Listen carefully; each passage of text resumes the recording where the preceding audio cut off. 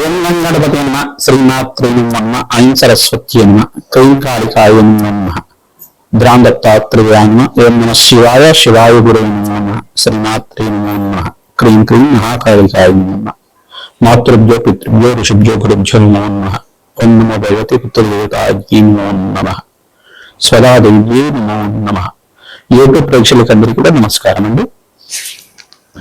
ప్రధానంగా గోచారీత్యా ఈ యొక్క గ్రహాల యొక్క స్థితి కలిగిక అంతా కూడా విశ్లేషణ చేయడం జరుగుతుంది. నేను పాలపర్తి గురునాథ శర్మ జ్యోతిష్యం వాస్తు సిద్ధాంతం మీకంతా కూడా ఈ రోజు మనం చెప్పబోయే టాపిక్ ఏంటంటే ప్రధానంగా చూసుకుంటే పితృదోషాలు, పితృశాపాలు కానీ ఈ యొక్క మాతృమూలకమైన పితృదోషం కానీ పితృమూలకమైన పితృదోషం కానీ నవమ స్థానము చతుర్థ స్థానము కేంద్రంగా చేసుకొని ఈ యొక్క జన్మజాతకాన్ని ప్రధానంగా చూసుకొని చెప్పడం జరుగుతుంది. ప్రధానంగా చూసుకుంటే లగ్నాన్ని కేంద్రంగా చూసుకోవాలి. జన్మ జాతకమే ప్రధానమైన జాతకంగా అందరికీ కూడా విశ్లేషణ గురించి చెప్తున్నాం. ప్రధానంగా జన్మ జాతకమే ప్రధానమైన జాతకం. గోచార చక్రం అనేది ప్రస్తుత కాలానికి మీకంతా కూడా ఈ గ్రహస్థితి ఈ రకంగా ఉంటే గోచారీత్యా గ్రహాలు మారినప్పుడు మీకు అదృష్ట యోగం కలిసి వస్తుందని చెప్పి, లాభాలు గణిస్తాయని చెప్పి, గ్రహాల యొక్క స్థితిగతి వాళ్ళ ఉన్న స్థానాలు బట్టి ఈ యొక్క వాళ్ళ మిత్రక్షేత్రాన్ని బట్టి అంతా కూడా చెప్పుకోవడం జరుగుతుంది. కానీ జన్మజాతకుల్లో ప్రధానంగా ఆగామి సొచ్చిత సంచిత ప్రారంభ కర్మలు అని చెప్పేసి జ్ఞాత అజ్ఞాత కృత సంచిత ప్రారంభ కర్మలు అంటే ఈ కర్మల శేషాన్ని అనుభవించి మానవాళి యొక్క జీవన విధానం అనేది ఉంటుంది అన్నమాట. ప్రధానంగా చూసుకుంటే గరుడ పురాణంలో చెప్పిన ప్రకారంగా ఈ యొక్క మానవాళి యొక్క జీవన విధానం అంతా కూడా పితృదేవతలకి పితృస్థానానికి అంతా కూడా చేరడానికి ఎటువంటి కర్మలు ఆచరిస్తే కనుక ఈ యొక్క పితృదోష నివారణ అంతా కూడా నివారణ జరుగుతుంది అనేది తెలుసుకోవడం జరుగుతుంది. ప్రధానంగా ఒక జీవి అంటే ఒక మానవుడు కానీ ఒక మనిషి అంతా కూడా ఈ యొక్క మృత్యు అయిపోయిన తర్వాత చనిపోయిన తర్వాత ఈ యొక్క ఆత్మ అనేది శరీరం నుంచి బయటకు వచ్చేస్తుంది. ఆత్మ అనేది నన్ను ఏమంటారంటే ఆత్మని ఈ యొక్క మొదటి చనిపోయిన తర్వాత ఈ యొక్క 12 రోజుల దాకా లేదా 16 రోజుల దాకా దాన్ని ప్రేతము అంటారు. దానికి ఏమైతుందంటే యాతనా శరీరం అనేది ఉంటుందన్నమాట. ఈ యొక్క భగవంతుడి యొక్క స్థానానికి అంటే ఉద్వలోకాలకు అంతా కూడా అవుతుంది ఈ యొక్క యాతన శరీరంతో ఆత్మ అంతా కూడా.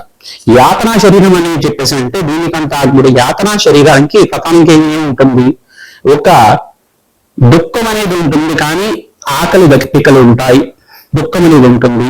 ఈ యొక్క యాతన శరీరం అంటే ఏదైనా శిక్షలు అనేవి ఉంటాయి కనుక పాపకర్మలు దుష్కర్మలు చేసుకుంటే కనుక ఆత్మ కానీ ఆ జీవుడు కానీ పాపకర్మలు చేసుకుంటే నరకవాదులు అనుభవించడానికి యాతన శరీరం అనేది ఉంటుంది.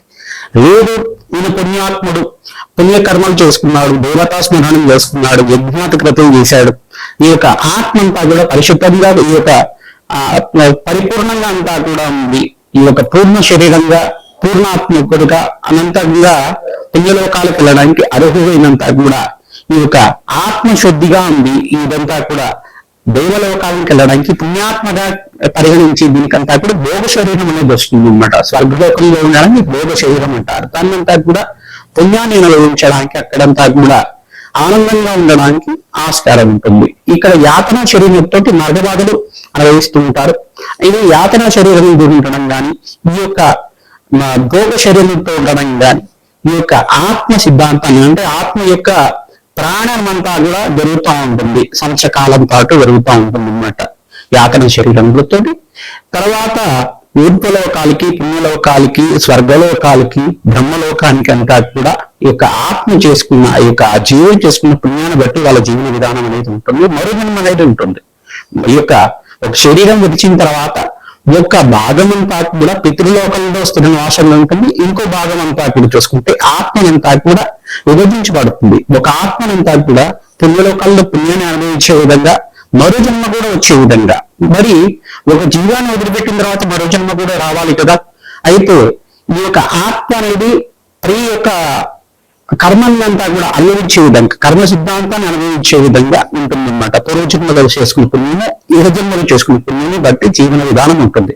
ప్రధానంగా పితృదేవతలంతా కూడా మోక్షకారకులు, ప్రధానంగా వంశాభివృద్ధి కారణమవుతారు. ప్రధానంగా పితృదేవతలు ఆరాధన చేసుకోవడం వల్ల పితృదోష నివారణ అంతా కూడా పరిహారం చేసుకోవడం వల్ల పితృణాం శాశ్వత పరబ్రహ్మలోక స్థిరనాసిత్యత్ అంతా కూడా 27 తరాల దాకా పితృదేవతలంతా కూడా మోక్ష స్థానంలో ఉండడానికి కారణమవుతుంది. ప్రధానంగా మోక్ష నారాయణ బలి విధానం అనేది పూజ విధానం ఉంటుందన్నమాట. ఇది పుణ్యక్షేత్రంలో అంతా కూడా ఆచరిస్తుంటారు, నదీ పరివాహ ప్రాంతాల్లో అంతా కూడా ఆచరిస్తుంటారు. ప్రధానంగా చూసుకుంటే 4 పుణ్యక్షేత్రాలు కానీ 5 పుణ్యక్షేత్రాలు కానీ దీనికంతా కూడా యోగకరంగా ఉంటుంది. ప్రధానంగా చెప్పుకునేది ఏంటంటే గోకర్ణ పుణ్యక్షేత్రం.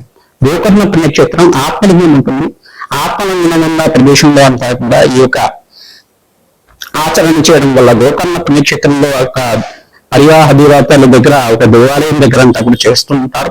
నదీ ప్రవాహం దగ్గర అంటే సముద్ర మార్గం దగ్గర అంతా చేస్తూ ఉంటారు. కావున ఈ పుణ్యక్షేత్ర ప్రాంతంలో అంతా కూడా అత్యంత పుణ్యప్రదంగా మోక్ష నారాయణ బలి విధానం చేయించుకోవడం, తిలహోమాన్ని ఆచరించడం వల్ల జన్మజాతకంలో మీకు పితృదోషం కానీ పితృశాపం కానీ ఉంటే గనక ఈ పరిహారం ఆచరించుకుంటే పితృణాం శాశ్వత పరబ్రహ్మ ఒక స్థితిమాదిత్యత్వం అని చెప్పేసి వేదం అంటుంది. కనుక ఈ యొక్క పితృదేవతలు ప్రీతికరంగా 4 తరాల వాళ్ళ పేర్లంతా కూడా మధ్వంశాన మాతృవంశానం, ఈ యొక్క నీ వంశానికి చెందిన వాళ్ళు తండ్రి వంశము, తర్వాత అమ్మగారి వంశము, సబంధు కానీ ఎవరైతే గనక చిన్న వయసులో కాలం చేశారు, అనుకోకుండా యాక్సిడెంట్ లో పోయారు కానీ, చిన్న వయసులో అనారోగ్యంతో పోయారని చెప్పేసి కానీ, గతించిన వాళ్ళ పేరు మీద అంతా కూడా పిల్ల ప్రదానం చేసి తిలతర్పణాలు చేయించి తర్వాత తిలహోమం అనేది ఆచరించడం, ఈ యొక్క బ్రాహ్మణుడికి అంతా కూడా భోజనాలు పెట్టడం అనేది జరుగుతుంటుంది అన్నమాట. అక్కడంతా కూడా వత్సదానము, తిలదానము అని కూడా షోడశ దానాలన్నీ కూడా చేస్తారు. గురుదానము, హిరణ్య దానం, భూదానం కూడా చేయవచ్చు.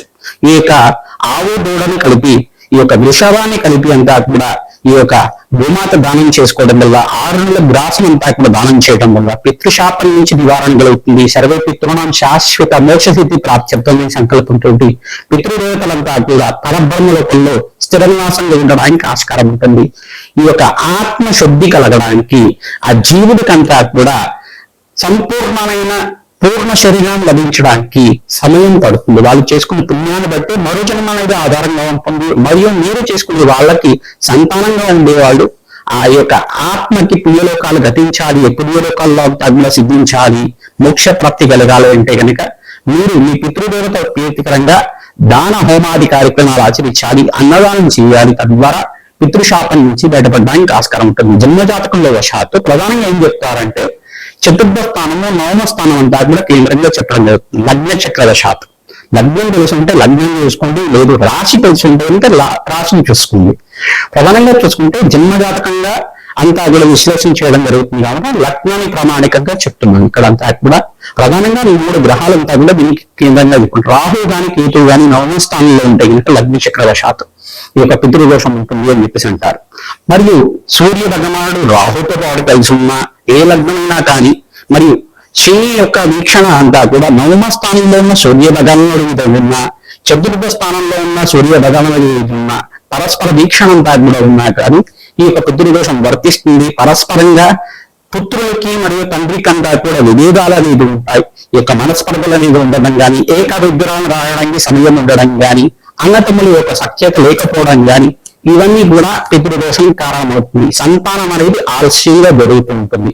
సంతానం అనేది కళ్యాణం అయిన తర్వాత ఆలస్యంగా జరుగుతుండడం కానీ, కొంతమందికి పుత్ర సంతానమే ఎక్కువ అవుతుండడం కానీ, స్త్రీ సంతానం లేకుండా ఉండడం కానీ, కొంతమందికి అయితే 4 కానీ 5 కానీ స్త్రీ సంతానం ఉండడం కానీ, ఇవంతా కూడా పితృదోషం కిందే పరిగణించబడుతుంది. ఎంత ప్రయత్నం చేసినా ఈ కష్టాలు, ఆర్థికమైన కష్టాల నుంచి బయటపడడానికి మార్గం దొరకపోవడం కానీ, అన్ని ధనం ఉన్నప్పుడు కూడా మనశ్శాంతి లేకపోవడం కానీ, రోగబాధలతో దీర్ఘకాలికంగా రోగబాధలతో ఇబ్బంది పడుతూ ఉండడం కానీ, అనుకోకుండా ఆ అకాల మరణాలు చెందుతుండడం కానీ, చిన్న వయసులో వివాహం కాకుండా అకాల మరణం చెందుతుండడం కానీ, ఇవన్నీ కూడా పితృదోషానికి కారణమవుతుంది. ఈ దోషం నుంచి పరిహారం కావాలి అంటే కనుక నేను చెప్పే పరిహారం అంతా కూడా విశ్లేషణ చేసుకుంటూ ఉంటుంది. తర్వాత మీకు అంతా కూడా పరిహారం చెప్పడం జరుగుతుంది. మీకంతా కూడా చెప్పిన పరిహారం మీరంతా కూడా పాటిస్తే కనుక పితృదోషం పితృశాపం మాత్రమే దోషం కానీ బయటపడడానికి ఆస్కారం ఉంటుంది.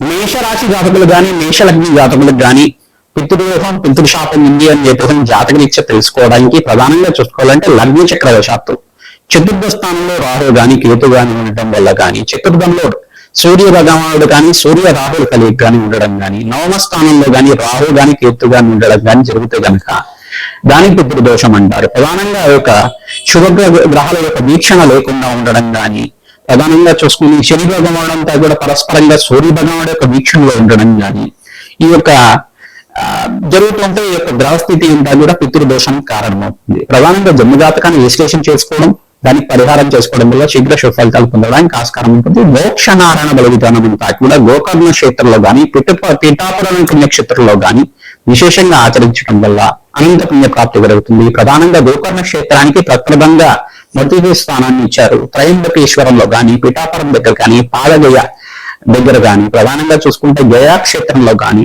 బీహార్ దగ్గర విష్ణుపాదం క్షేత్రంలో గాని, ఈ పాదల్లో అంతా కూడా ఈ యొక్క త్రిపండి శ్రాద్ధ కార్యక్రమాలంతా కూడా చేసుకోవడం, తిలతరత్నాలంతా కూడా చేసుకోవడం, స్వదాదేవి అంతా కూడా పితృదేవతలకి అధిష్టాన దేవతగా ఉంటుంది. స్వదాదేవి ప్రీతికరంగా తిలతరత్నాలంతా కూడా చేయడం వల్ల ఈ యొక్క మోక్షనారాయణ విధానం చేసుకోవడం వల్ల పితృదోషము, పితృశాపము, స్త్రీ దోషం, స్త్రీ శాపం గాని, మాతృమూలకైన స్త్రీ దోషం గాని, మాతృమూలకైన స్త్రీ శాపం గాని దీని నుంచి బయటపడడానికి ఆస్కారం ఉంటుంది. ప్రతి అమావాస్యక నీరంతా కూడా స్వయంపాక దానం చేసుకోవాలి.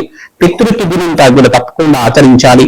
పితృదేవతలకు ప్రీతికరంగా బ్రాహ్మణులకంతా కూడా ఈ యొక్క వేద బ్రాహ్మణోత్మకంతా కూడా బ్రాహ్మణానం మమ దేవానం సాక్షాత్ నారాయణ స్వరూపాయ మహావిష్ణు స్వరూపంగా ఉన్న బ్రాహ్మణోత్మకంతా కూడా వీరంతా కూడా స్వయంపాక దానం చేయడం కానీ చేస్తుండడం, ఫలదానం చేయడం, వస్త్రదానం చేయడం వల్ల, వేదానం చేసుకోవడం వల్ల పితృదోషం నుంచి బయటపడతారు.